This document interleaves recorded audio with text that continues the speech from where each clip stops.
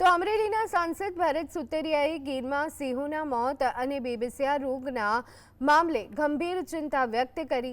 તેમણે સત્તાવાર નિવેદન આપતા જણાવ્યું કે અત્યાર સુધીમાં 8 સિંહોના મોત થયાની વિગતો મળી છે।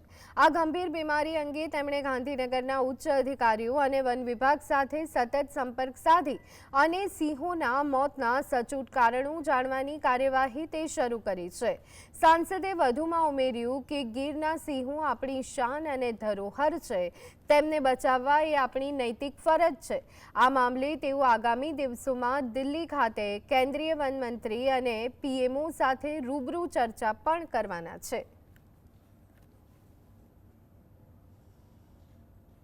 અને સિંહોને બચાવવા બહુ જરૂરી છે।